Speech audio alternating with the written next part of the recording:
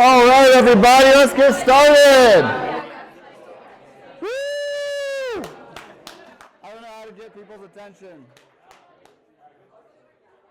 Yeah. No one's doing it. I can't do that. Can someone whistle? All right, welcome everybody. Welcome back to the forum. Who's excited for what week is this? 3? Week 3. 4, 3. We majored in Bible, not math, right?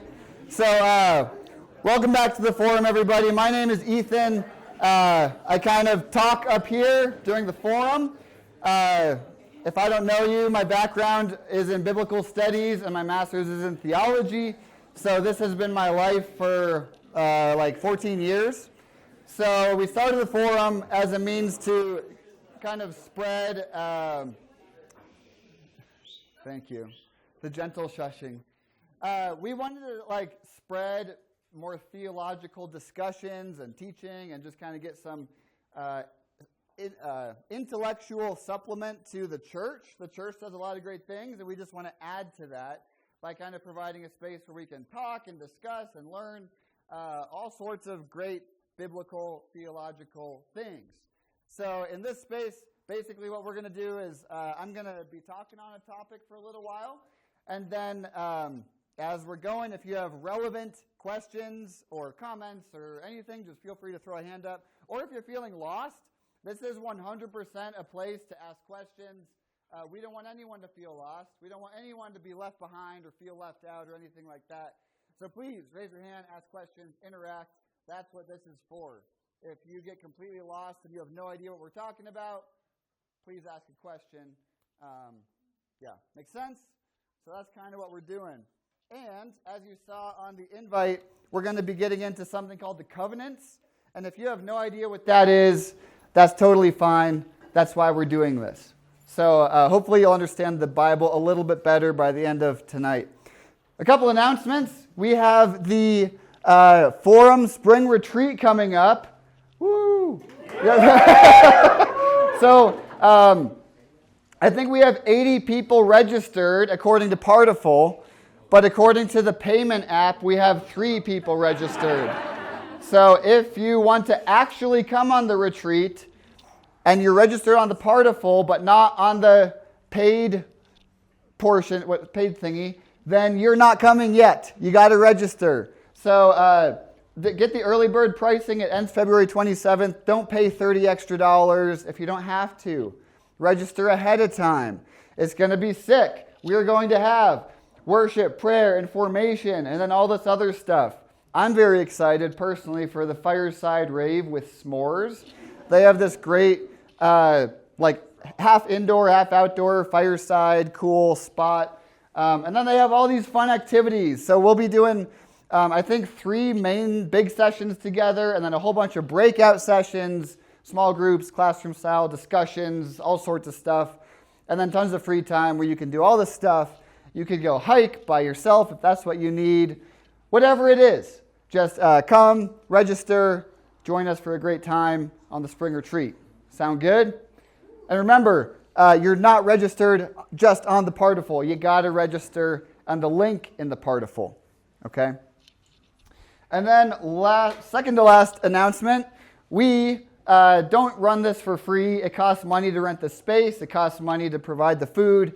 So if you want to donate, the link for the donation is here, and it's also on the Instagram, and it's also on the Partifuls, and pretty much everywhere. So if you want to support the forum, if you've enjoyed what we're doing here, feel free to support. No pressure at all if you can't or don't want to or hate us. But if you want to, please feel free to support in that way. And then the last announcement is kind of a half announcement. We might have to change days of the week that we meet. I know. I know. It's not 100% guaranteed. We're still working it out. But we might be outgrowing this space. because we had a lot more people registered than are actually here tonight, which is kind of good. But if that happens, we might have to change days of the week. We're not sure yet. But just be aware, we want to do this the best way possible, and that might mean we have to be a little flexible. We might have to change days of the week. We might have to change places to find a bigger space that can hold tons of people, right? Make sense? So stay tuned for that. Just pay attention to what the particles say, and we'll just go from there. Yeah? Sound good? Okay, so before we get going, what I want us to do is get into groups of like 3, preferably people you don't know. Get to know somebody new. And this will be your discussion group for the night. So there might be a couple times where we'll be like, discuss this with the people next to you. So get into a group of 3 and ask them, what are some songs that you have completely memorized? And also, what is your name? So take 2 minutes, get to know them, and then we'll get started and jump in.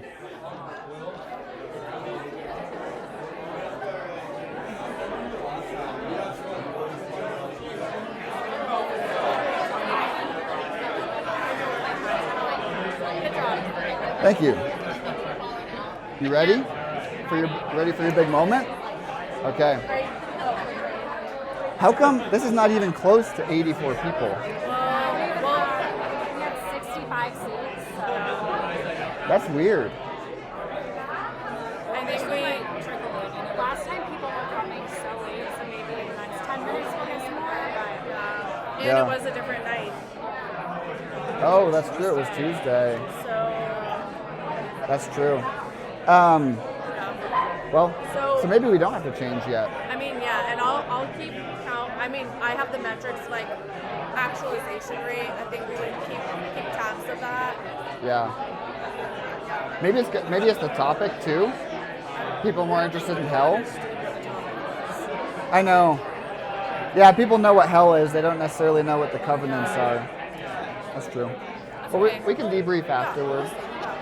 Still a good number. Do you know exactly how many? Or like after? Count yet? That was the next question. Okay. Yeah. Well, what? Yeah. We can count it. I've been. I feel like a couple more people will probably show up. I've been counting around this time, and then there's Okay. Those are so sick. Thanks, bro. It's good to see Yeah, you, dude. you too, You've man. upgraded mics, my friend. I know. The last one You was couldn't- terrible. That's what I have. It sucks. The last one I had? Yeah, Really? Yeah. Yeah. I should get one of those. This was like $60. Oh, that's not And bad. it came with 2 of them into receivers, so it's nice. Yeah. Yeah, baby. Well, thanks for Rush, being bro. here. Of course. Sorry. Oh, I'm thanks. late. Oh, no We were worries. just working, but Nice. Sick, dude.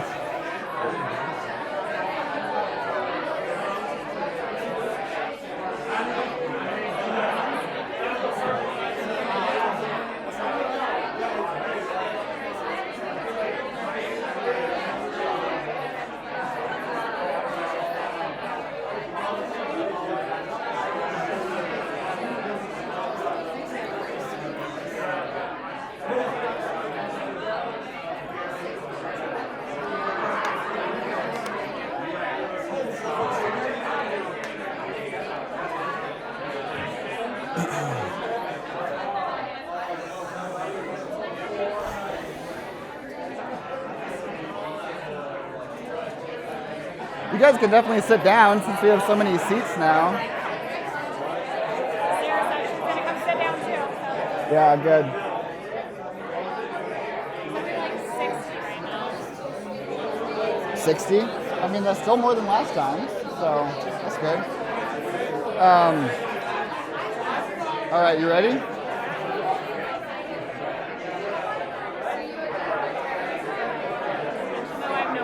You have to yell. Yeah, or whistle. I can't either. I should bring one next time, like a referee whistle.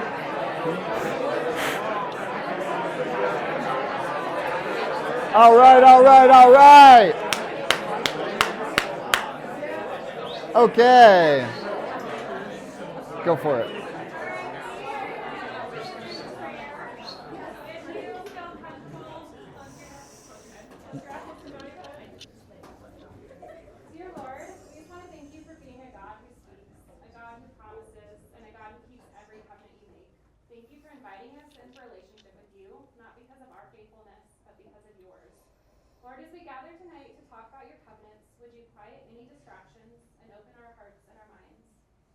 us see the beauty of who you are and how every covenant ultimately points us to Christ. Give us humility as we learn, clarity as we discuss, and unity as we seek truth together tonight. Lord, we pray that we would not just gain knowledge tonight, but that we would gain a love and an understanding for you and your word. Lord, just let your spirit guide our conversations, correct us where needed, and draw us closer to you and to one another. We just place this time in your hands. In Jesus' name, amen. So where's Krista? Okay, we have a timer going. All right, so in 45 minutes, we're going to take a little intermission, and feel free at that time too to catch up with your small group people, ask questions, check in, see where you're all at, and so on. And if you need to use the bathroom, refill drinks in 45 minutes, we'll do that. Because we got a lot to cover tonight. We got a lot of work to do. But I want to start off with a story about covenant. So this guy, Henry Morton Stanley, he was an explorer in Africa. He was a Scottish explorer in the 1800s. And if you've ever heard the phrase, Dr. Livingston, I presume, any of you know that phrase? Maybe you've heard it in the cultural ether and you're like, what the heck does that mean? Or where did that come from? It was this guy, Henry Morton Stanley. Dr. Livingston went missing for 6 years in the heart of Africa in the Congo. Nobody heard from him for 6 years. A lot of people assumed he had died in Africa. So this guy, this adventurer, which that's my dream job title would be adventurer. They said, go find him in Africa. Remember, in the 1800s, no internet, no phone, no nothing. How are you supposed to find somebody in Africa? I don't know how, but he sets off in 1869, and he finds him 2 years later in 1871. And he was just chilling in the Congo. So that's when he said the famous line. And the reason this line is funny is because he's the only white guy for hundreds, if not thousands of miles. And he comes across them and he's like, Dr. Livingston, I presume. Surrounded by African people, right? So it's kind of a funny line. He finally finds him after all these years. But then he stays in Africa for several more years after sending word back, Dr. Livingston's alive, blah, blah, blah, right? The crazy thing is, at that time, Africa was run largely by all these various tribes and warring nations. And so how did he, with just a couple assistants, survive traversing all of Africa? The way he did it was every time he would come to a new tribe, he would give them gifts like beads or something, they brought a bunch of random stuff with them. And he would get to know the chief tribal person, and then they would make what they called a blood covenant. And the chief person would kind of carve his initials or whatever into Henry Morton Stanley's arm. And so every time he went to the next tribe, he would walk up like this and say, look, don't hurt me, because if you kill me, this tribe is coming after you. He would do the same thing with them, add their scar to his arm. So he'd go to the next tribe and he says, look, if you attack me, both of these tribes are coming for you. And by the end of his time exploring Africa, he had over 50 scars carved into his arms and his legs. So he had entered into 50 different covenants for safety, for protection, because Africans and he obviously understood when you enter into a covenant with someone, it is serious. It leaves a scar. It's so serious that you shed blood to show how serious it is. Right? And so by the end of his travels, right, he goes to the last tribe and he's like, look, I have 49 tribes that will attack you if you hurt me. And they didn't want that because they all knew how seriously everyone took these scars, these covenants. Make sense? That is what we're talking about when we talk about covenants. Now, largely in the U.S., we don't really deal with things like that. We talk about things like blood brothers, right? Like maybe you slice your hand open and shake hands, right, to show how serious that is. Like my blood runs through your veins and vice versa. We're kind of familiar with that idea. The most common place that we see covenants today is in marriage, though. This is the one that's observed in pretty much every culture all around the earth in some form or another. but there are parts of marriage that are universal. So throughout the covenant series, we're going to keep coming back to marriage as kind of comparing it to the biblical covenants. Because we might not be familiar with Abraham cutting animals in half, but we are familiar with marriage. And as we go through it, we're going to see all sorts of similarities arise between these two, or between all the covenants and marriage. Does that make sense? Because largely, again, like we sign contracts and we do stuff like that, but we don't make blood covenants in the same way they did historically. So some of you might be asking, why is this so important? Maybe you're not. But some of you might ask that at some point. And I want to kind of try to answer that in advance, and then we'll dive into some of the practical stuff. Covenants, in my opinion, are what the entire Bible is built on, right? We often think, like, if you say, like, what is the Bible built on? Well, grace or Jesus or law or whatever, but really it's built on covenants. And this is something Will asked a couple weeks ago, and I'm really glad he did, because now we get to follow up on it finally. If we kind of learn how to see the Bible as a book of covenants, I think we're going to understand the whole thing so much better. Because if we think of the Bible as a book on how to get to heaven, it doesn't entirely always make sense. But if we think about it as a book of covenants, of contracts or deals or promises, or most of all, relationships that God has made with people, then it starts to make a lot more sense. And if we don't ask, how do we get to heaven, but instead ask, how did we stay in covenant with God at this period in history, it will make a lot more sense. So the question Will ask, and the question a lot of people have asked all the time is, well, what about people before Jesus? How did they get saved? How did they get into heaven? So on and so on, right? Well, it's kind of simple if you don't think about, well, Jesus saved them all, or Jesus saves us all at the end. But if we think about they were in covenant with God in their own way for their period in history. Does that make any sense, or did I totally lose it? It might make more sense once we get going into it more.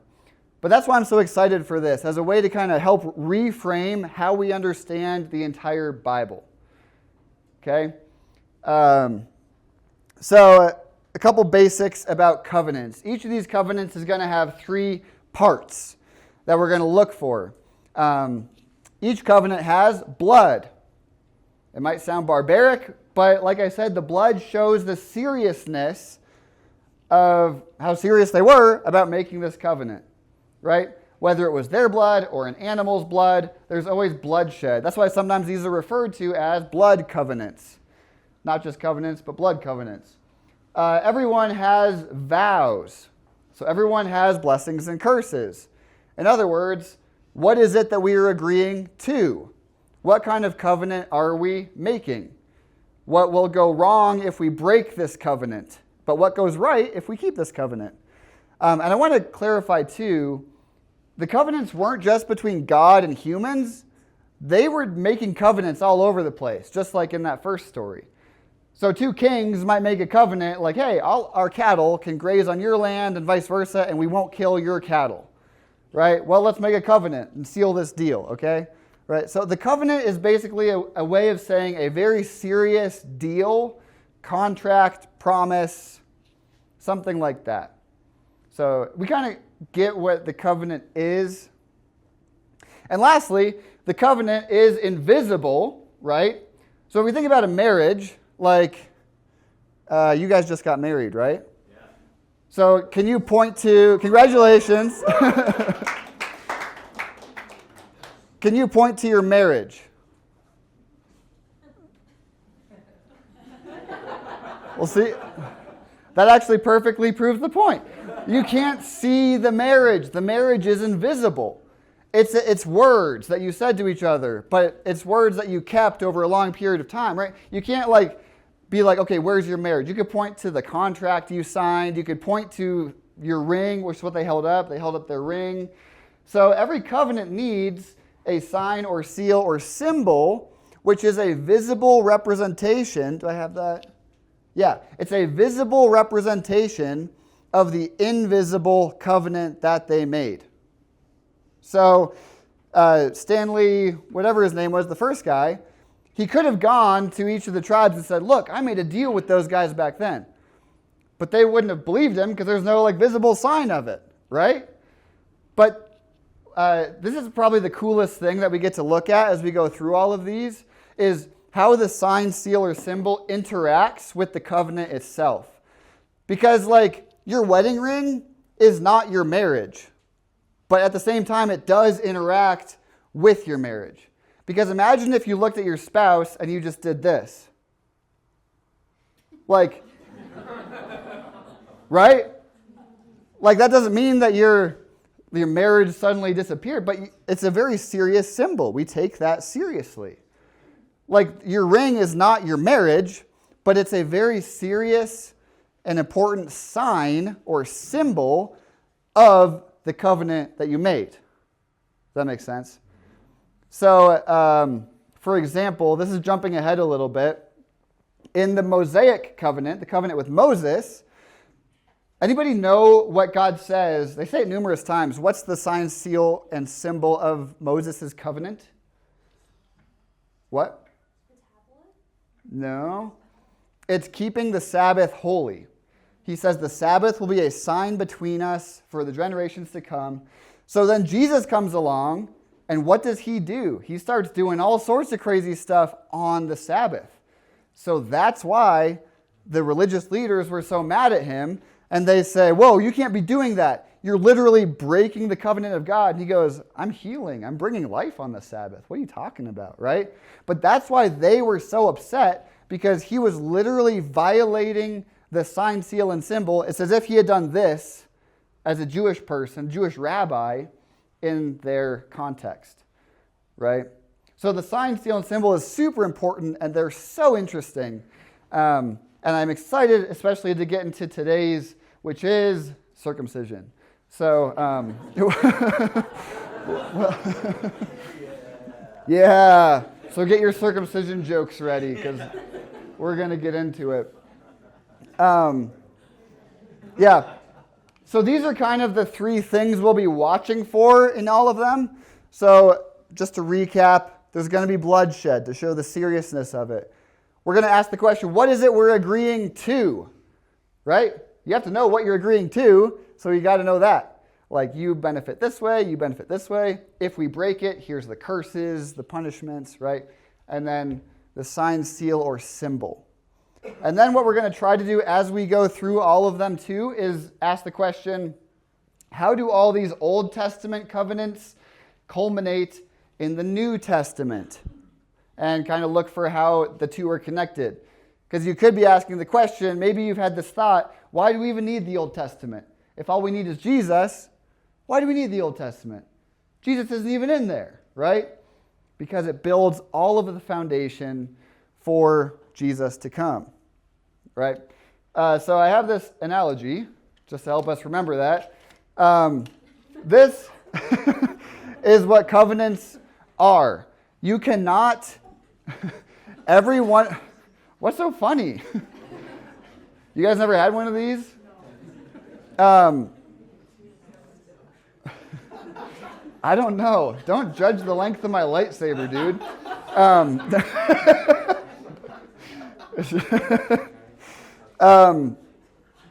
All the covenants are going to build on each other as well.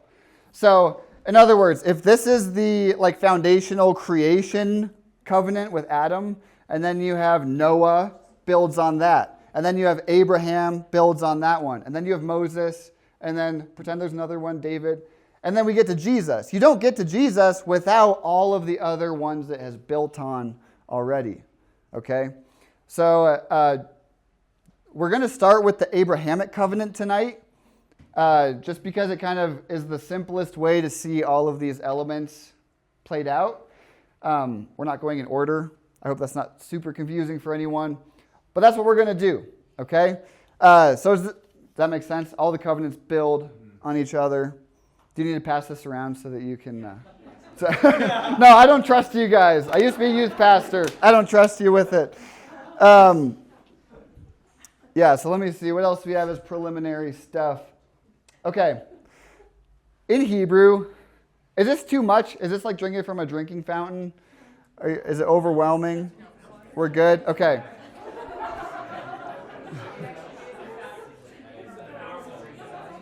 Okay, good. The right amount of water. Okay, great. So we'll keep going. So in Hebrew, if you were to say like, hey, King so-and-so, let's make a covenant. The verb you would actually use is not make a covenant, it's cut a covenant. You would go to this other person and you say, hey, let's karat a berit.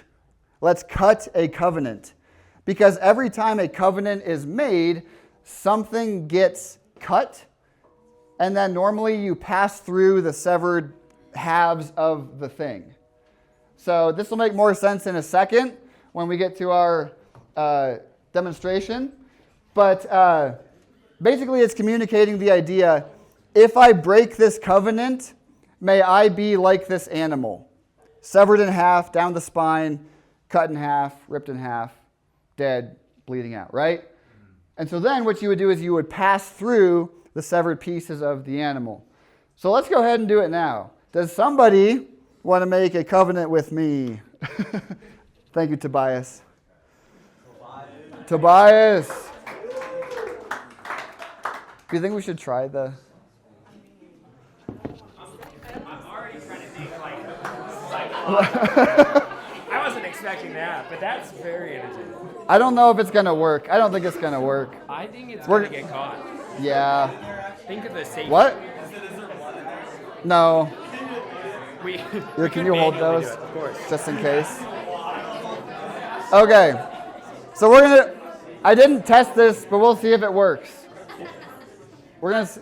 What? Sawzall is also Teresa's, so if Ethan breaks it, he owes her a lot of money. Hey, I'm going to consider it a donation to the forum. So... I don't think it's going to work.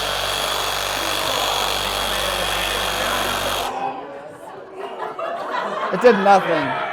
It did nothing. We got to do it manual. Okay. We started it earlier. You want to help me cut it?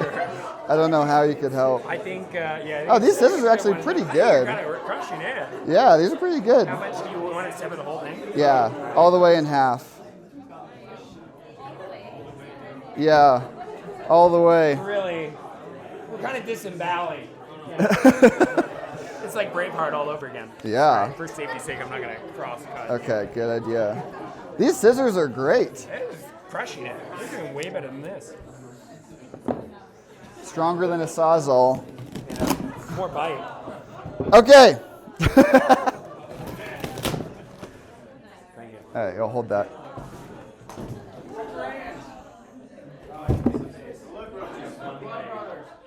So, this is the ancient Near Eastern tradition that they would do. So pretend you've just cut a giant bowl in half like this, like we just did. They would do it with kid scissors too. And so what we're going to do is we're going to lay the halves like across from each other. Yeah, that's good. So pretend that there's these two halves of a bowl that are separated like this, right? And let's say we're two kings and we're neighbors and we want to make a covenant. We want to seal that covenant. So we have cut the covenant, right? We've cut the animal that represents the seriousness of this deal that we're making. And we want to declare the blessings and curses first, right? So I say like, King Tobias, all my animals can graze on your land and all your animals can graze on my land, right? And then a curse might be, but, like, I don't know, if our women start to intermarry, I'm coming for you, or something like that. Like, I didn't have that problem, that wasn't the... I could also throw that back. I'm trying to think of the ancient mindset, not current mindset, right?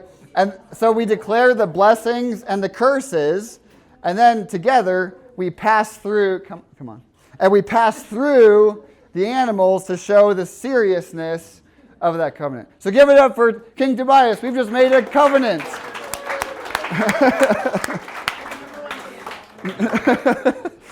Right? So here's where this gets super, super interesting. We see this happen in Genesis. We're going to read it in just a second. But where else do we see the imagery or the symbolism or the tradition of two halves of something and you pass through the middle of it to make a covenant? Who said marriage? Yeah. Say more about that.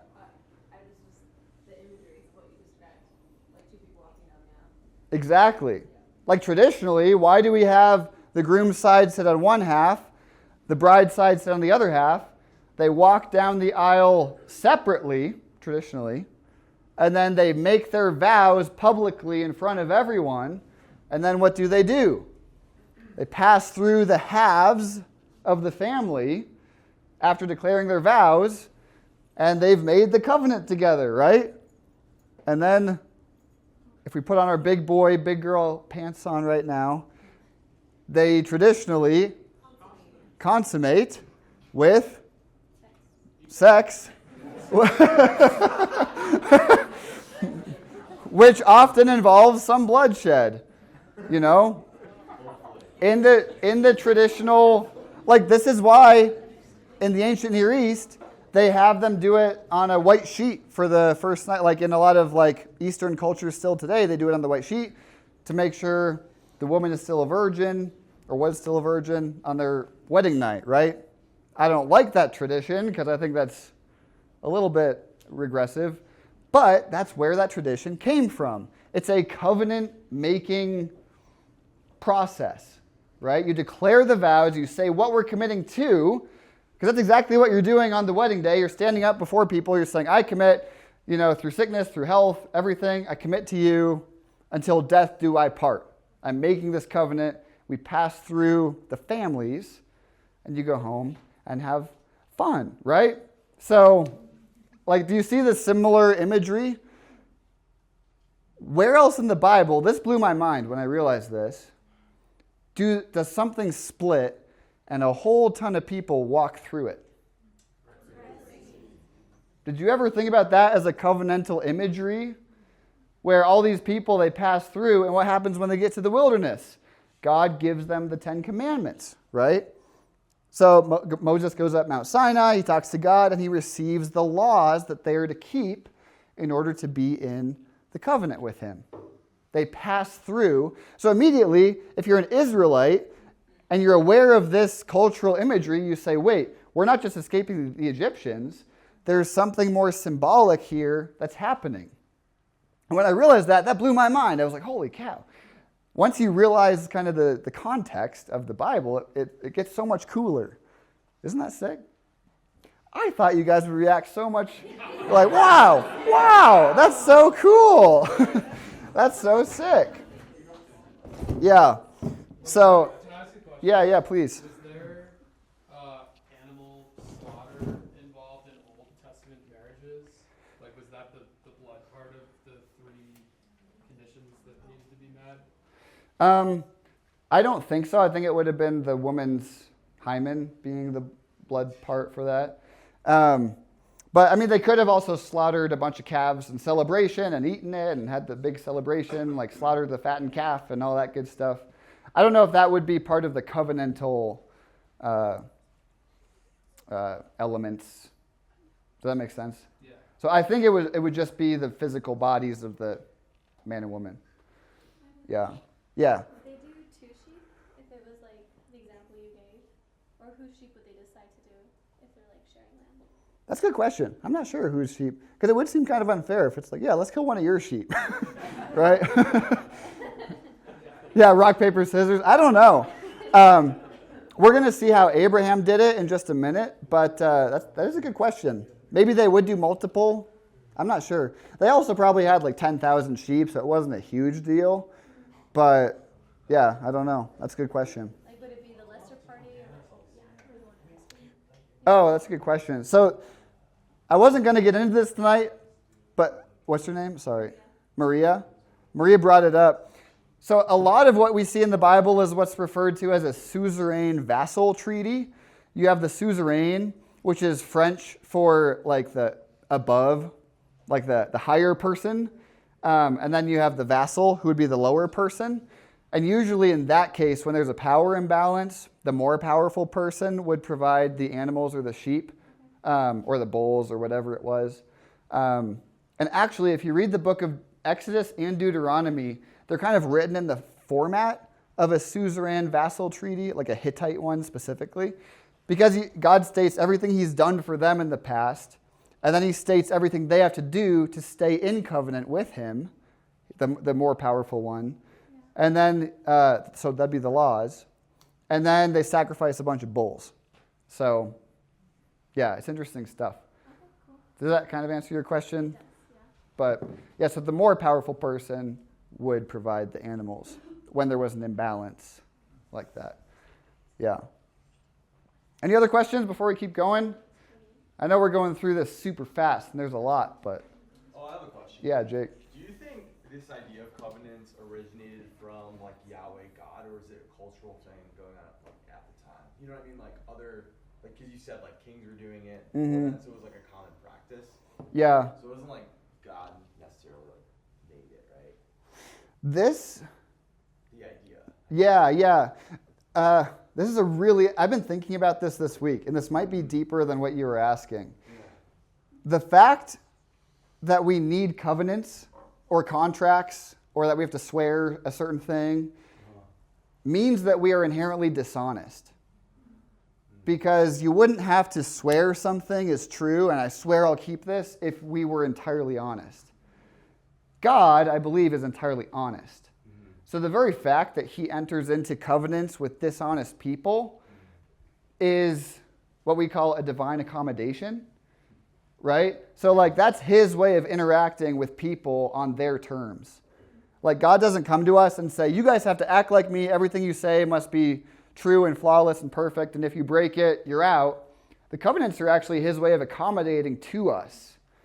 I don't know if that's what you were asking or not. Yeah, kind of. Yeah. I do know that people were practicing either blood covenants or what they called salt covenants, covenants of salt. They were practicing these before the Bible was written, if that's what you were asking. That's not what I was asking, but... They did, yeah, that practice was like in Hittite, Mesopotamian culture before most of the Bible was written, or all of it actually.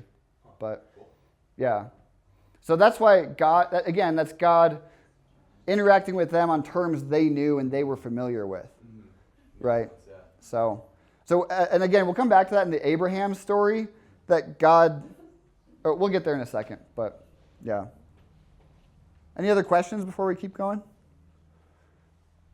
I'm loving this stuff. Is this interesting? Yeah.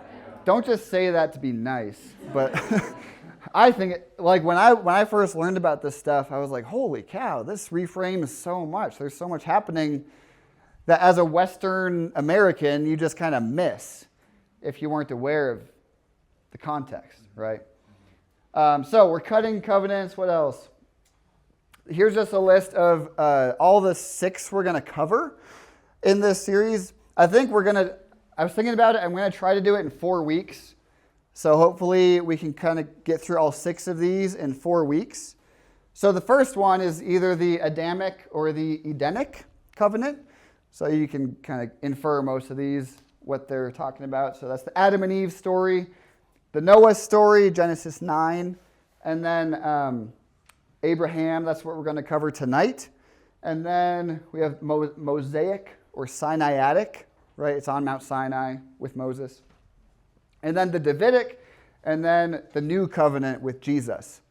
So there are hints of the New Covenant in the Old Testament. So like Jeremiah 31 and 33, for instance, it says, a time is coming I will make a new covenant with you. It'll be written on your hearts, not on tablets of stone, right? So we'll kind of try to make our way through all those as best we can. I already said that. Each covenant builds on all the previous. And this is the really interesting fun fact, as if you haven't had enough fun facts tonight. The Latin word for covenant is testamentum, which in English we just call them the Testaments. So when we talk about our entire Bible, we're literally talking about the Old Covenant and the New Covenant. Like that's what the word testament means. That's why I say the entire Bible is a book of covenants. That's literally the two halves it's made of. The Old Covenant and the New Covenant. Right? Thank you. Yeah. Yeah. So that's why I think understanding the covenants is so central to everything that, if we want to begin to understand the Bible, we have to understand the covenants. Make sense? Yeah? Okay, any questions before now we can finally jump into Genesis 12? Good to go? All right, so Genesis 12. This is the basis, this is kind of the beginning of the Jewish people as a whole. If you look at the first 11 chapters of Genesis, my controversial opinion is they fall more into the mythological, legendary kind of category, and they're kind of not rooted in time or history. But at the Abraham story is kind of where the actual narrative thrust of the Bible begins. And we can talk more about that another time if you find that controversial. But this is where God starts building a people. And he says, these are my people. I will be in covenant with these specific people. And it'll be through Abraham. And that's why there's so many what are called Abrahamic religions, right? The three big ones, Islam, Judaism, and Christianity, they all trace the roots back to this one dude, this one covenant specifically. So this is kind of the beginning of that story. So this is a very important passage in the entire Bible. This is kind of the launching point for the starting of God's covenant relationship with a people. Okay? So the Lord had said to Abram, which was his name before it got changed. Why do you think his name changes later on? The sign of the covenant. Oh. Okay, we'll keep going. I don't want to spoil. Yeah, no spoilers, please, Christian.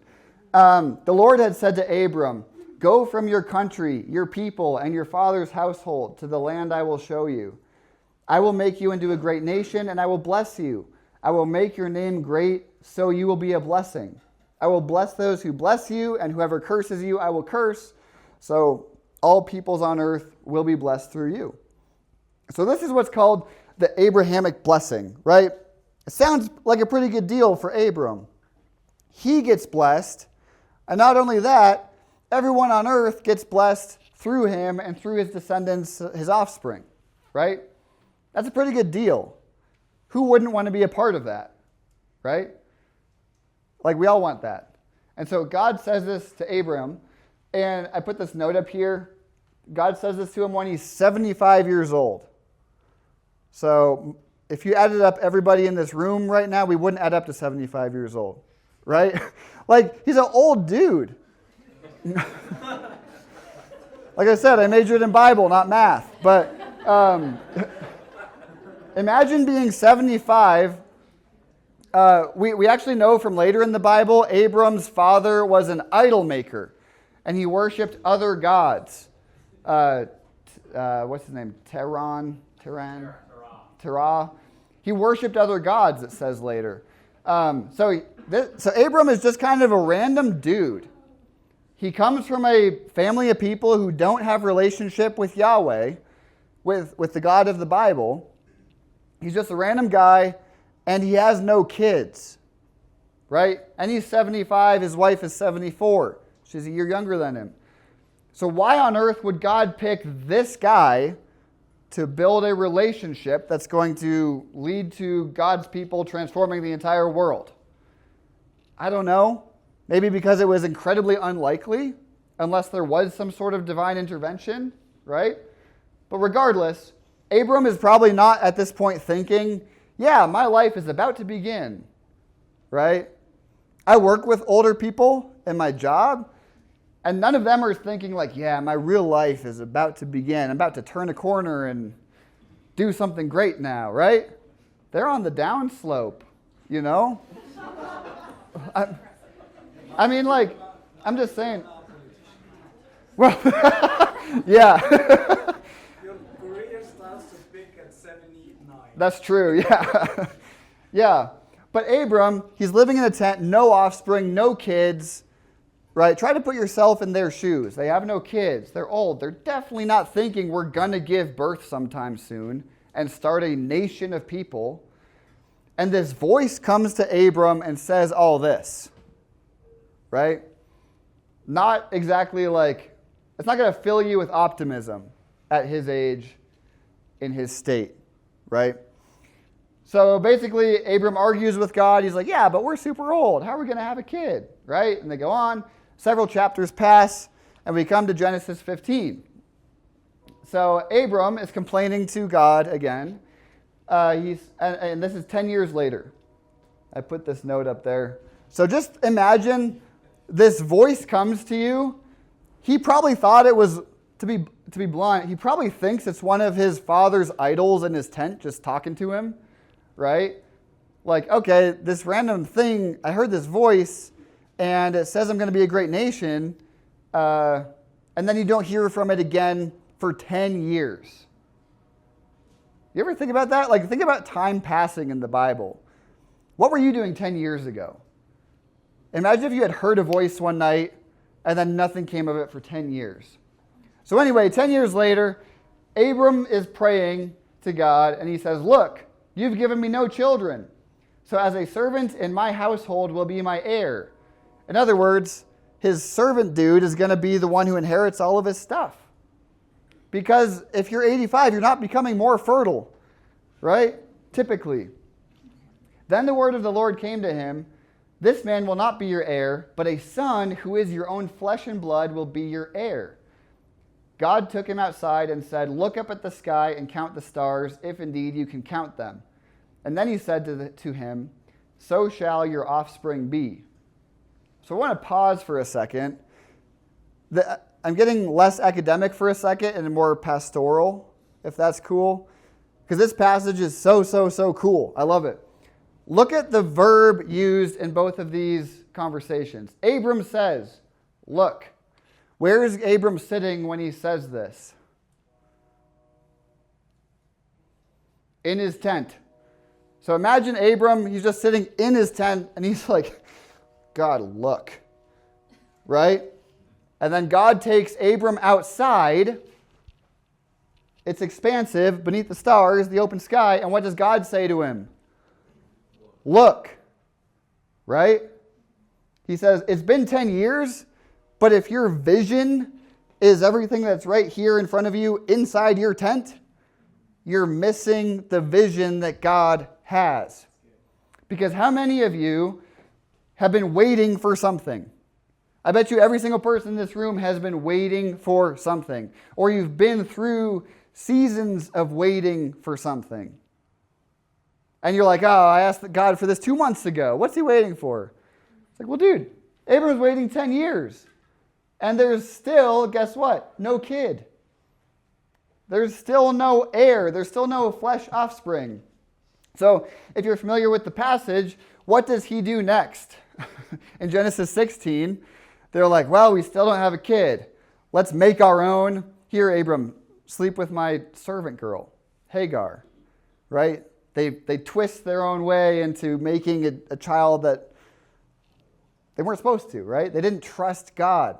They didn't wait for God to enflesh his promises, literally, right? So we can often take shortcuts. We can try to get, oh, God, I'm tired of waiting. I'm just going to do it my way, right? That's my pastoral word for us tonight. If you're in a season of waiting, don't give up, right? Abram waits 25 years. I'll just tell you now. He waits 25 years before they have Isaac. Have you ever waited for something for 25 years? It's a long freaking time.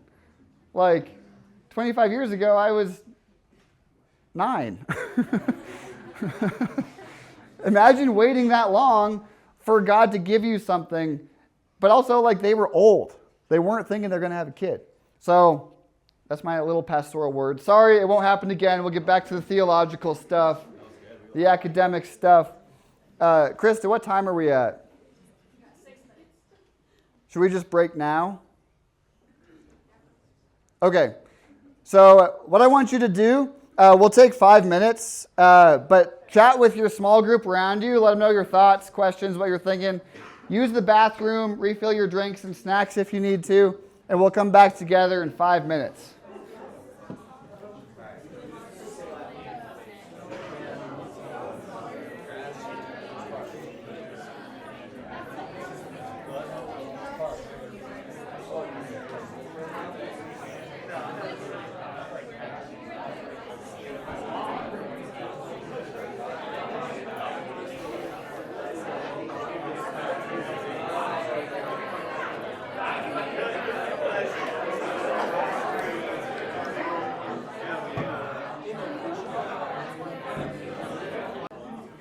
All right, y'all. So let me ask you guys, as you were chatting with your small group people, did any more thoughts or questions come up for you? Any good stuff? Yeah. Yeah, I was just wondering if you could put into context, like, how old was Abraham when he died? Uh-huh. So that we kind of have a gauge or what 85 would be. Because normally, you think, oh, he probably died at 95, but Yeah. I don't think that was the case.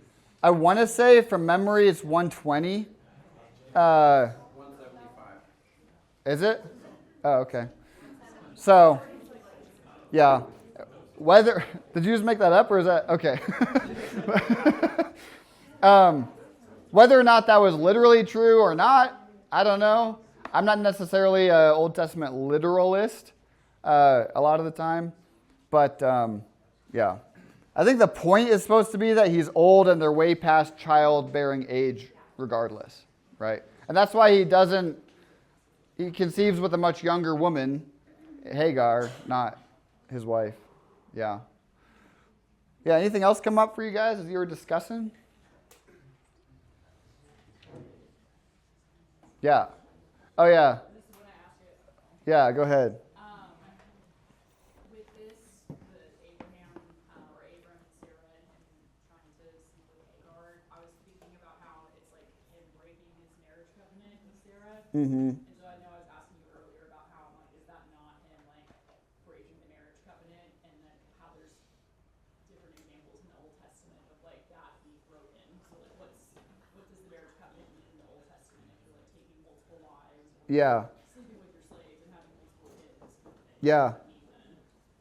Yeah. Yeah, that's a really big one. And a lot of people don't like this. And I'll be honest, like, I don't like this. But I mean, this to me, my opinion, I can only give you my opinion, is that this falls under the category of progressive revelation from God. In other words, that God is kind of slowly pulling his people toward the type of people he wants them to be, ultimately. And he doesn't start with them perfected, living in the kingdom of God as they were meant to be day one. He starts with them in the culture where they already were living in, and they were living in the cultures and the customs of the people around them. Because Abram, remember, wasn't born and raised as a Jew because they didn't exist yet. So this is God beginning that relationship with people to kind of move them over time, over several thousand years, in the direction he wants them to go. So for context too, Abram probably lives, what is it? I want to say 1800s BC. So I think that's right. 1850s, 1800s BC. Moses is about 1400s, 400-ish years later. So I have a question. Where was he living, Abraham? I forget. There's God gives him the land, like the promised land later. It says, someone could just look that up. It's in one of those chapters. I think so. Somewhere around there. Because his father was a follower of some Mesopotamian gods and religion. Yeah. So probably he was like there. Mm-hmm. Yeah. Yeah. But either way, this is hundreds of years before Moses. This is probably during the time the pyramids were being built, or the later pyramids. So this is way, way older. So back to your question.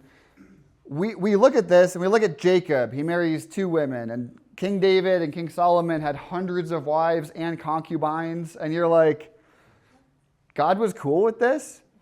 And I think, in my opinion, it's like, no, he wasn't. But he was slowly pulling people out of the culture they came from, which is just that Middle Eastern, ancient Near Eastern, Hittite, polygamous, way of doing things where one man would have many wives, and he's just slowly pulling them forward. And you'll notice, too, God is not stoked when he sleeps with Hagar, the slave girl. Like, that wasn't a good thing. God wasn't like, yeah, perfect. You did what I wanted, now next thing. Right? He's like, no, that was never celebrated. It doesn't necessarily answer the multiple wives question. Like, why doesn't God right away say one wife?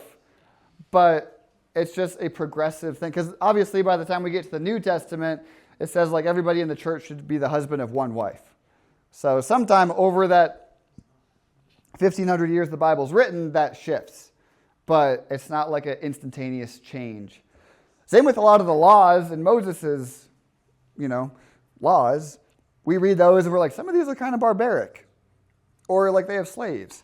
Or the way they treat the women is still not great. So, but I will say it probably is better than the surrounding nations treated their women. But we can get into that another time.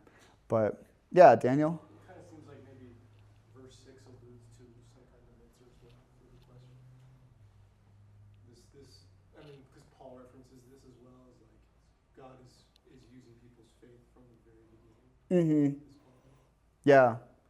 Yeah. I mean, in this case, obviously, Abram believes him about the land and about the offspring. And maybe you could say he believes that God has some trajectory for humanity as a whole. That might be reading too much into the text. But, yeah. Did you have another question? Is there any bloodshed for this covenant? Oh, there sure is. Oh, just wait for it. Did you have your hand up? What's up, Lou? I think we see like God's perspective on like one wife, one husband. In Genesis it talks about like the husband shall leave his mother and father and become one flesh. I think Yeah. God's overarching view of marriage is that it is just one man and one wife from the beginning. Yeah. And like you said, they're just caught up in this system that they're used to. Yeah. And the other thing, too, I just remembered Tim Keller had a sermon where he kind of addressed this. And he said often they wouldn't just come out and say, like, this is the way it's supposed to be, do like this. But a lot of the stories are didactic, meaning they teach a lesson. So we don't necessarily see the text say, Abram did the wrong thing by sleeping with Hagar. But we see, yeah, he screwed up her life and her son's life, and he sends them away. And it's not a great turnout for anyone involved. So you kind of learn from the story. I mean, you could make the same argument for David and Solomon, right? Solomon's wives lead him astray. He worships other gods. Not great, right? Same with Samson, sleeping with a whole bunch of Philistine women. I once heard a different pastor say, like, the strongest man in the Bible, Samson, the wisest man in the Bible, Solomon, the godliest man in the Bible, David, were all led away from God by their lust, by following the women that they weren't supposed to be with. So you could be the godliest, wisest, or strongest man and still mess up if you don't get yourself in check. One wife and one husband, ladies. So,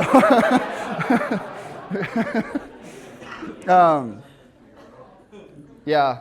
So, it's one of those things where you're just like, this isn't ideal, but it was written in such a different context, and we got to keep that in mind. But I think, like Lou said, there is that allusion to the one-and-one ideal from the beginning. That's true. Yeah. Yeah. Anything else? Should we keep going? Okay, let's get to the bloodshed. So Genesis 15. So Abram is in his tent complaining, right? His vision is, look, God, and God's like, oh, look at the stars. Come outside. Then look. He took him outside, look up at the sky, count the stars.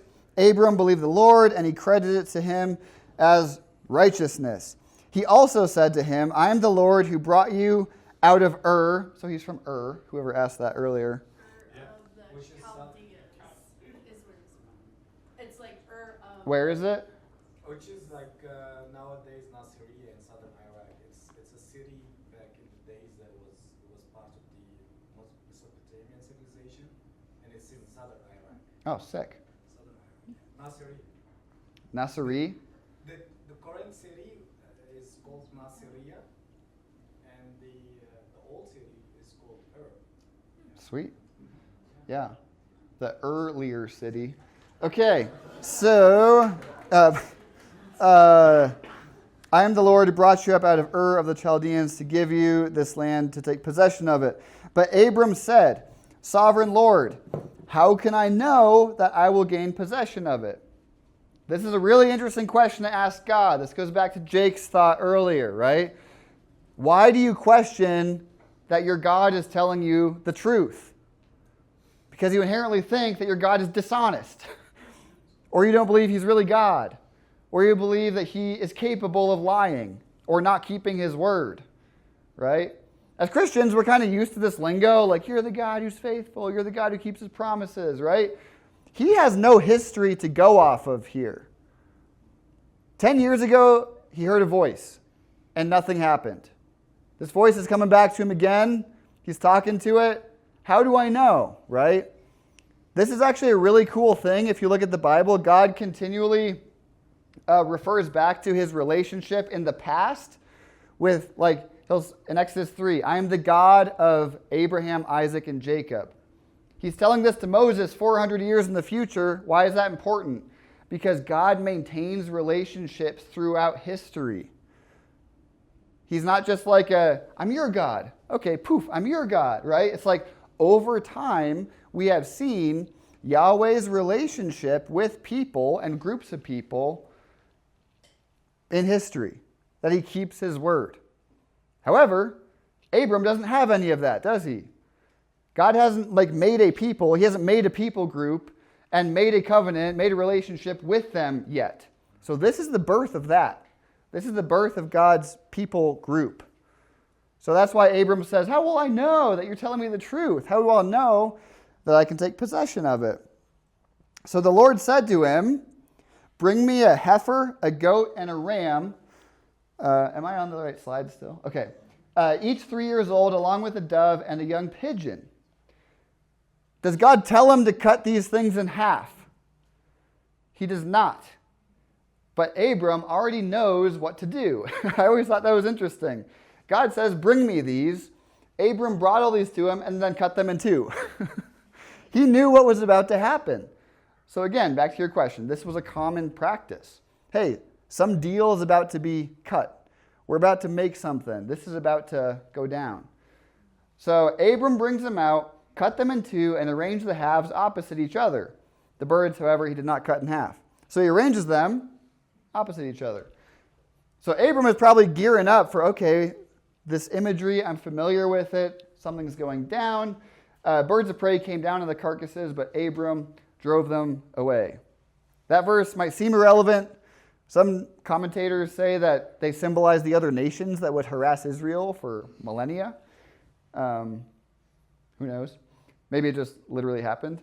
As the sun was setting, Abram fell into a deep sleep, and a thick and dreadful darkness came over him. So, this is kind of the situation we're looking at. We got the two halves of a bunch of animals here. And Abram is probably thinking, I'm going to pass through these and make this covenant with God, right? But then suddenly, God starts to put him to sleep into some kind of trance, right? He's like out of it. We don't know what that exactly was. But then the Lord said to him, know for certain that for 400 years your descendants will be strangers in a country not their own, and that they will be enslaved and mistreated there. But I will punish the nation they serve as slaves, and afterward they will come out with great possessions. It's referring to Egypt, if you're unfamiliar with the history. You, however, will go to your ancestors in peace and be buried at a good old age. In the 4th generation, your descendants will come back here, for the sin of the Amorites has not yet reached its full measure. When the sun had set and darkness had fallen, a smoking fire pot with a blazing torch appeared, and what did it do? It passed between the pieces. On that day, the Lord made or cut a covenant with Abram and said, to your descendants, I give this land. And then there's a whole bunch of places listed, right?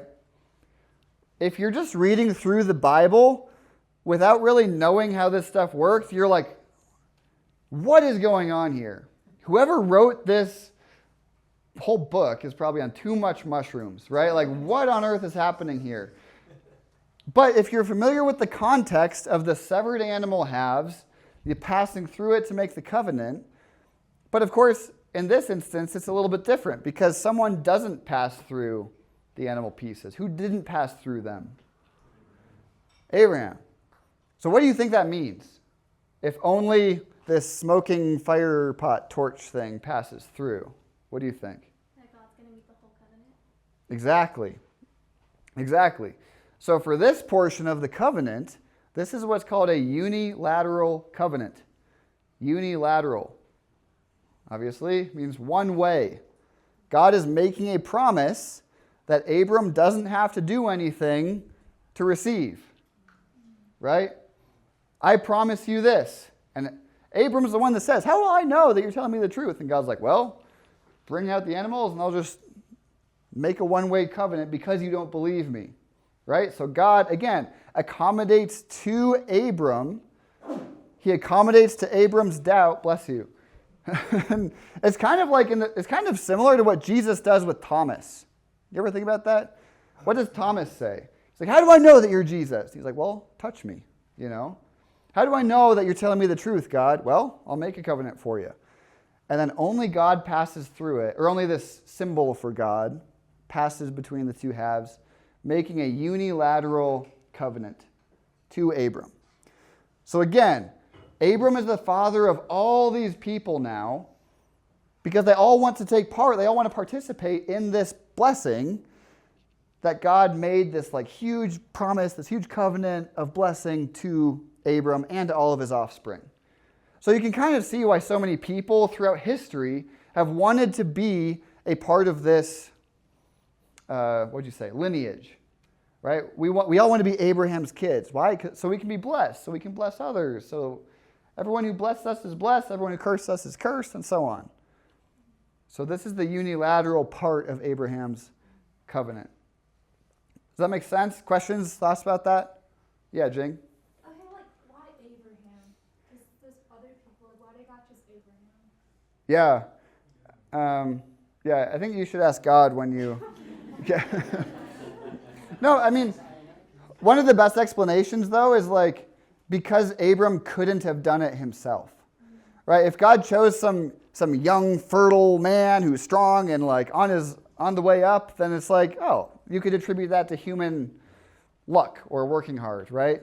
But if you take a 100-year-old man and a 99-year-old woman and make them give birth and you're good to your promise after 25 years, that speaks a little bit differently to people, right?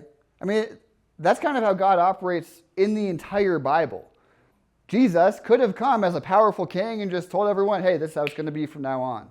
Instead, he came from the opposite, the armpit of Galilee, right? Works his way up from the bottom and spreads this grassroots movement so that people could look at Jesus' story and the ripple effects throughout history and say, this must have been divine or else it couldn't have possibly really happened, right? But why this 75-year-old man in particular? I don't know. But I don't know. That's maybe why Abraham was a candidate, was because he was old, hopeless, didn't really have much going for him. But at the end of the day, it's like God chose to pick this one dude, and Abram trusted him. So it's like, yeah. I was reading a little bit on the plagues the other week, and like, it seems like God's kind of MO is like always to like try to like kind of shut down whatever the opposition was, or like essentially like for the plagues he was taunting like the gods of Egypt by like making the plague something that would harass the god that represented. Mm-hmm. So like I thought it was pretty similar, like when you said his father was an idol maker, Mm-hmm. to like show the other idols essentially. Like, Could be, yeah. Yeah, that's true. A lot of the Old Testament is what's called polemic against the surrounding natures, meaning it's written kind of against them. Like how in Genesis 1 it says the greater light and the lesser light. It doesn't name the sun and the moon because those would have been associated with the gods that they worshipped in the surrounding nations. So you could be right. I don't know. But maybe that has something to do with it. Maybe it doesn't. At the end of the day, it's like God, kind of like in Romans 9, where it's like God picks those who he picks. And, and sometimes we don't know why. But I think in this case, it's just because God showed his divine power to bring about what he would through these old people. Right? Like the place where I work at the retirement home, they're not having kids anytime soon. And if they did, it would be from God. That would not be a normal thing, you know? So, yeah. And you said it was a unilateral, what did you call it? Uh-huh. Unilateral covenant? Mm-hmm. So is that kind of like does that set us up for the covenant that God gives us because of Abraham? Like, are we all in a unilateral covenant with God too? Depends on who you ask. I mean, because there's, if you ask a Calvinist, they're going to say, like, it's all about God's sovereignty. It's all predetermined. Romans 9, God picks who he picks. He discards who he discards, right? But then, so you have, like, there's what's called synergism, which is man and God work together to bring their salvation about. And then there's monergism, which is God does it all. God picks you, he saves you, poof, like the end. And there's nothing you can do about it. You're not picked, sorry, poof. Like, I lean more towards synergism, which is we work together, that there's some mystical union of my effort brings about my salvation, but it's primarily God who did the first move toward us. So I don't think that we're just passive kind of dolls that God just like does stuff with. That's kind of getting more into like the free will, predestination thought. But to answer your question, I personally think it's both. Because obviously the New Testament talks a lot. Like Paul says, don't fall away, right? But in Jude, it also says, surely God will, what's the word? Like we have assurance that we are locked in the hand of God. So it's like, well, I don't know which it is.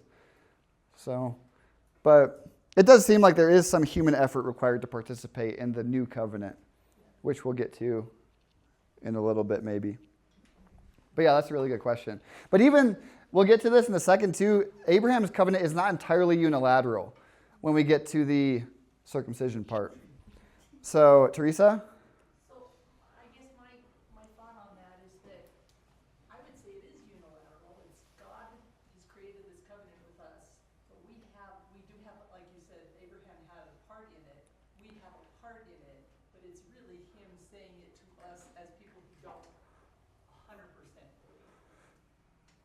Does that make sense? I think so.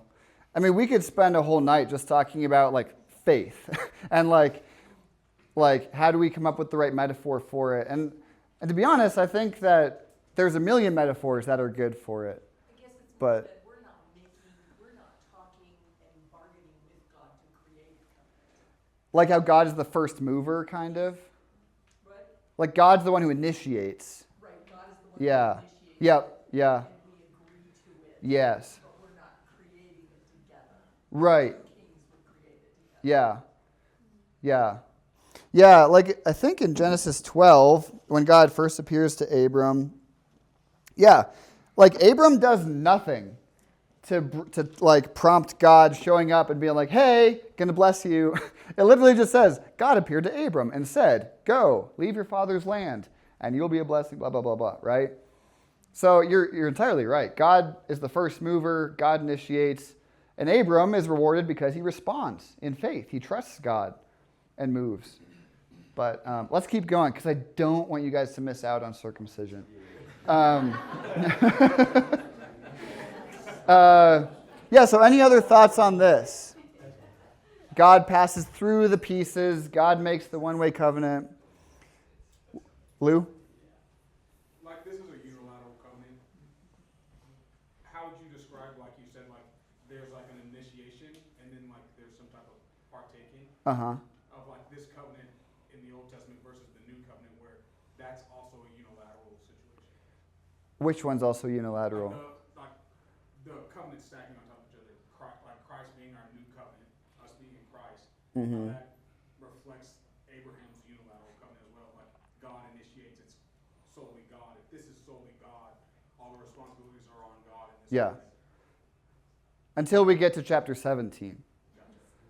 And I mean, yeah, we'll keep coming back to this. This has probably come up a lot, but going back to marriage again, I think that one of the physical symbols of the marital covenant is when the physical bodies of the husband and wife come together in the bedroom, you know? And that's like the physical act of consummating the marriage. And it doesn't just happen once, hopefully, you know? Like, no, but I mean, seriously, I had a theology prof that said you can't have a good talk about theology without talking about sex. Because there's going to be so much overlap. Like, for example, we have the reiterations of the covenant every time we go to church, depending on what church you go to, where you take communion. And we do this, we act this out physically. We physically put food and wine into our physical bodies because we are physically reminding our bodies, hey, you're in covenant with God through Jesus' physical body, right? In the same way, how healthy is a marriage where they have sex like once a year? Like, I don't know. That's not going to work for me, but that's like but I mean, really, like, you can kind of go out, like there are the signs and symbols that reflect the health of the covenant, or the solidity of it, something like that. So I think we'll keep coming back to the sacraments as well, like how these are signs of the new covenant, and why. Yeah, go ahead. I'm trying to say, like, how would you dismiss the unilateral part of this covenant versus like how I would say the new covenant is also unilateral in Christ. Mm-hmm. Like they're both unilateral covenants where God is the initiator and the upholder of these covenants. Yeah, I would argue though, and maybe I'm more Arminian than you, but that the humans have to do something in response to the gift of grace, right? Like I use the metaphor sometimes, like let's say I have some life-threatening disease and all I need is some antibiotics. And God's like, hey, they're waiting at the pharmacy for you. All you have to do is go pick them up. And I'm like, no, I don't want to. You know, it's like... Yeah, like you said, like Abraham wasn't doing anything. Like God came to him. Like Yeah. The pharmacy situation, I feel like we are somewhat separate on the views of Arminianism. But God is still just the one doing it. I think it's like evident that God is still doing the majority, if not all, throughout like Abraham's story and the rest of it. Well, okay, let's keep going, because I keep teasing you guys with chapter 17, but...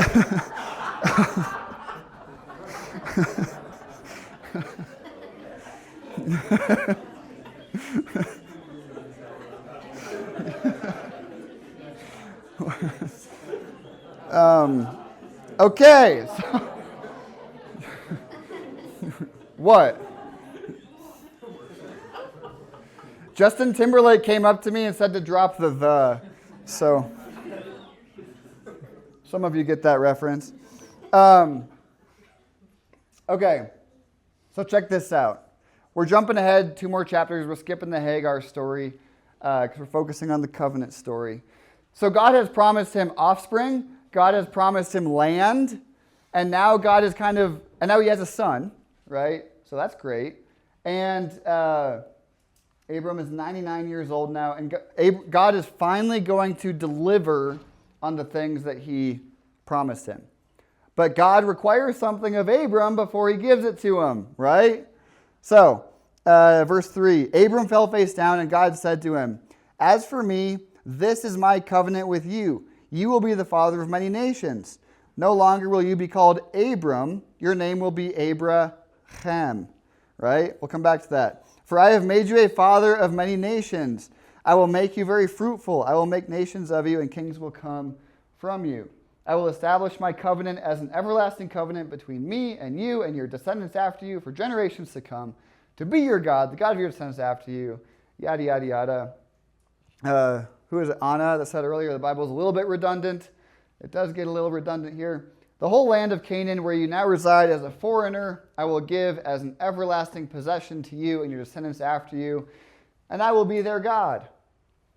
And then, this is where it gets less unilateral, right? So remember, this is 15 years after the last time, but now Abram has to do something in response.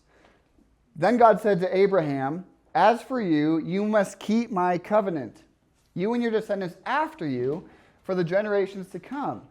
This is my covenant with you and your descendants after you, the covenant you are to keep. Every male among you shall be circumcised. You are to undergo circumcision, and it will be the sign of the covenant between me and you. It will be the what of the covenant? The sign, right?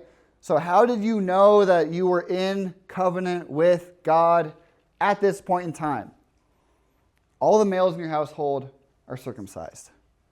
And this is where it gets crazy, because Abram gets circumcised at the ripe old age of 99. But you guys ever read the Bible and think about how crazy this is? Or you just read it and you're like, yeah, this is normal. Like, so let's just finish it. What? The question was, who circumcised? Well, let's see. I think it's well, check this out. So we jump to the end of the chapter. On that very day, Abraham took his son Ishmael and all those born in his household or bought with his money. Also, side note, don't buy people with money. Going back to Lindsay's point. Every male in his household, it says Abraham circumcised them. I don't know if I would trust a 99-year-old.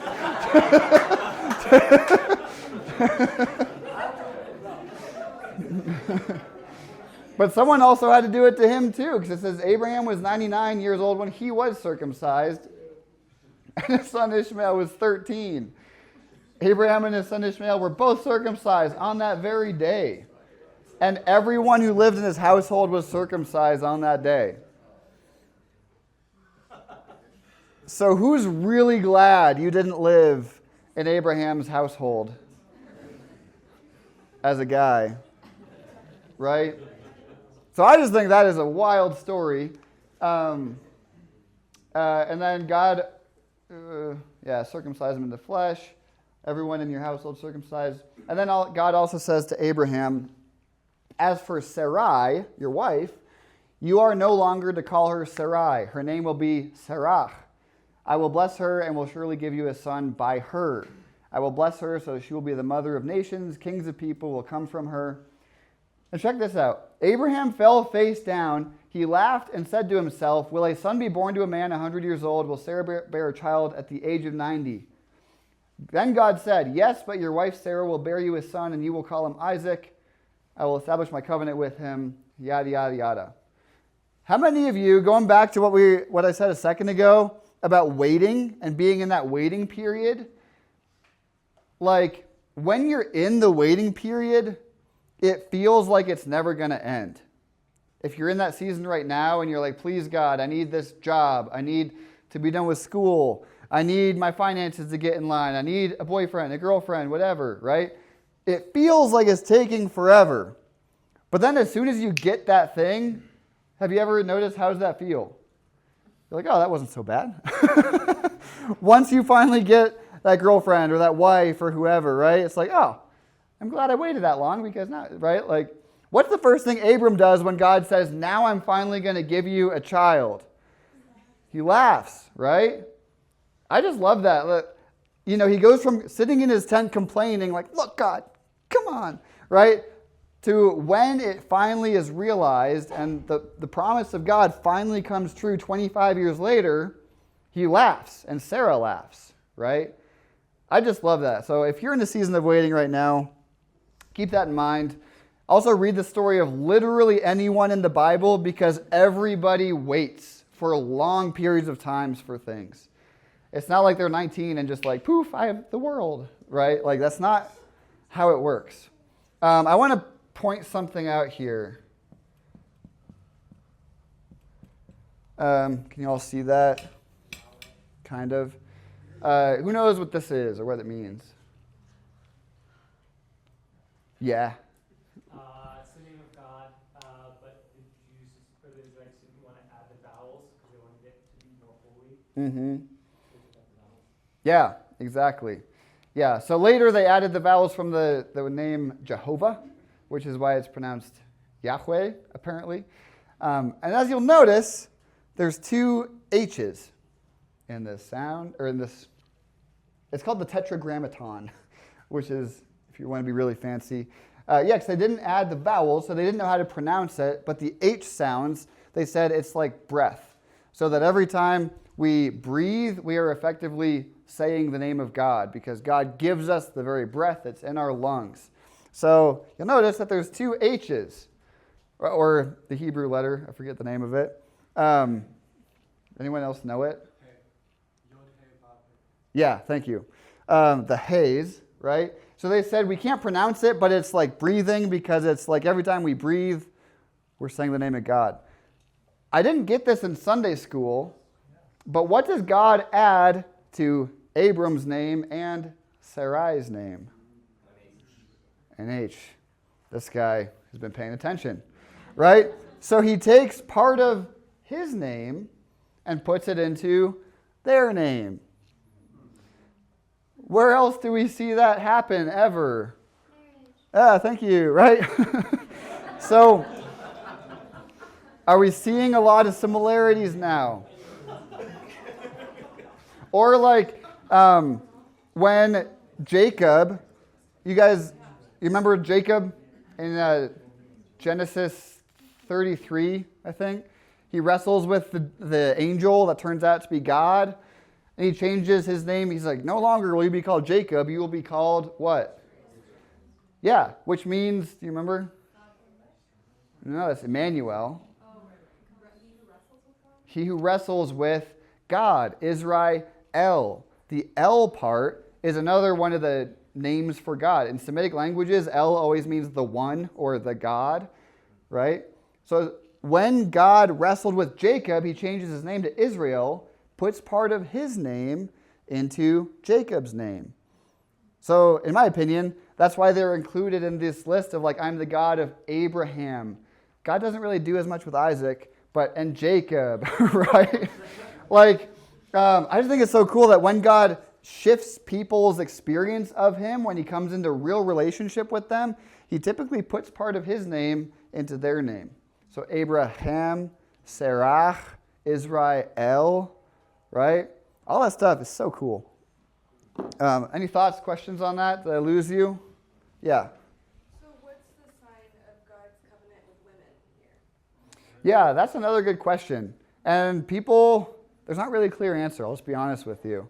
This is one that it's like, well, if the men in the house are circumcised, then everyone's kind of covered. So to be honest, it's kind of a win for the women, in my opinion. But yeah, no one knows, there's not a clear answer, basically. But again, it was a patristic society like we were talking about earlier, so it's not like, I think the basic understanding was as long as the men in your house are circumcised, you're covered. The women in the house would be covered. That's the best answer I have. But yeah. Where would the mikveh tie in with? Would that tie in at all with anything like that? Like the women doing the ceremonial washing thing? I don't know if that's. I don't know what that is. I'm not sure. I mean, it's not listed here as part of the covenant with Abram and Sarah. Yeah, makes sense. But I mean, it is cool that God doesn't just make the covenant with Abram, but also changes Sarai's name as well. So he does enter the covenant with both of them, which I think is cool. Wait, I'm so sorry. Why does H represent God again? Because the name in Exodus 3, in the next book, God introduces himself as Yahweh, and the Jews thought of the H, as like a more holy letter, because it's like breath, it's life. And so it appears twice in God's name. Wait, but the Jews don't exist yet. Exactly. So how does God know? Is that foreshadow or? Yeah. Well, isn't that what? Oh, sorry. It's written when he says tell them I am that I am. When he says to Moses, isn't that? Yeah, but that's not until probably 700 years later. But to your point, I think the Torah was all written at about the same time. So it's not like they're writing it as they go. Most of the Torah was probably written around the year 1000 when David settles in Israel. So over a millennium after Abraham. So, the Bible's not written like as every single story happens. Tradition says the Torah was written by Moses. I think it was written much later by the scribes in David's kingdom. You don't have to. You should look into it for yourself. But yeah, it's kind of like if we were writing history about the 1800s. We don't have to. We wouldn't necessarily be limited by what they knew in 1800 because something happened in 1900. Does that kind of make sense? No. I think it's a valid question. Yeah, please. Does that make sense? I'm having just trouble, comprehending. That's okay. Yeah, I mean, basically, later, God reveals that his name is Yahweh, but that's not until he talks to Moses at the burning bush. But, yeah.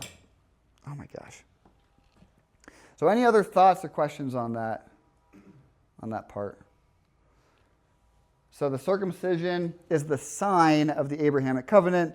All the men in the household are supposed to be circumcised.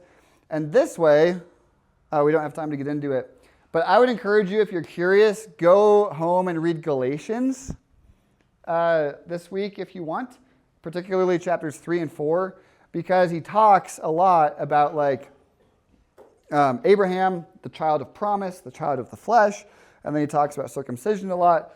And one time, I randomly picked the book of Galatians to go through at the old folks' home where I work. I was leading a Bible study, and I didn't realize how much Paul talks about circumcision in that book, like dozens and dozens of times. So we're going through Galatians, and one of these 90-year-old ladies raises her hand and says, I should know this, but what's circumcision?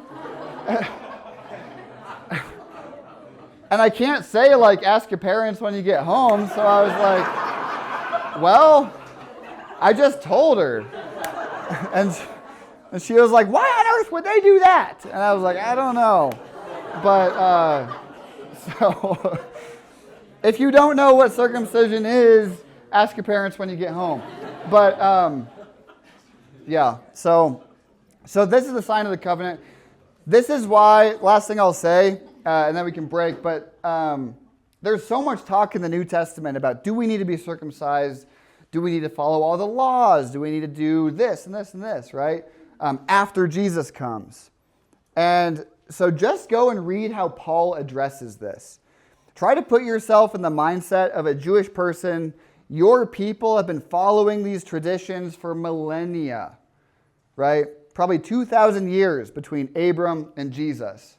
So it makes sense why they would say, well, yeah, Jesus was a Jew. In order to keep the covenant with Yahweh, we need to keep being circumcised, keep eating kosher, keep following the law, keep the Sabbath, right? It makes sense. It's easy for us to look and be like, oh, they were just being religious. They didn't get it, right? But no, it makes a lot of sense. That was their covenant. That was their relationship with God. That was how they didn't break relationship with Yahweh and stayed in relationship with him until Jesus came. So suddenly they have this earth-shattering shift of Jesus Christ, the Christ event comes, everything changes, and now they have to reevaluate, how do we relate to God now? So that's a question the church has been answering for 2,000 years. So, yeah. So we'll keep going on this. There's so much more to unpack as we go through the Old Testament, the Old Covenants, and keep referencing and bringing it into the New Covenant as well. So any final questions, thoughts, comments, complaints? If you have complaints, direct them to Sarah. So, yeah? Cool. Well, thank you guys so much for coming out. We'll see you in 2 weeks.